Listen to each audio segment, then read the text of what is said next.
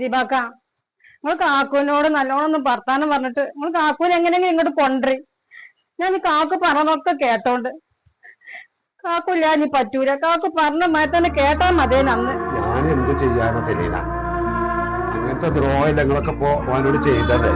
അതൊക്കെ പോട്ടെ, ഓപ്പടെ കൂടല്ലൂര് അവിടെ മെഡിക്കളേറ്റവിടെ കൊണ്ടാക്കിയിട്ട് നിങ്ങൾ ആരെങ്കിലും അവിടെ ഒന്ന് പോയി അരി എന്തെങ്കിലുമൊക്കെ ഒന്ന് ചെയ്തോ? ആ അരി ഞാനും ഇതിന്റെ അടിയിലൊന്ന് പോയി വന്നു. കാക്കുവിന്റെ വിലപ്പോഴും ഞാൻ മനസ്സിലാക്കിയത് ഈ കടക്കാരൻ മുഴുവൻ പെരി വന്ന് ഓരോന്ന് ഒച്ചപ്പാടുണ്ടാക്കി പോവാൻ ഞാൻ എടുത്ത് കൊടുക്കാനാണ് ഈ പൈസ. കുടുങ്ങിയിട്ടല്ലേ? അല്ലെങ്കിൽ എനിക്ക് സലാമിനൊന്നും വേണ്ട. ഒരു ഗതിയിലേറ്റ് വണ്ടി വന്നേക്കാരം അല്ലെ? എനിക്കതൊരു ഒറ്റടിക്കൊന്നും പറയാൻ കഴിയൂല. സലാമിനായിട്ടൊന്ന് സംസാരിക്കണം. ഒരുപാട് കൂടല്ലൂരാണോ, അവിടുന്ന് വരട്ടെ.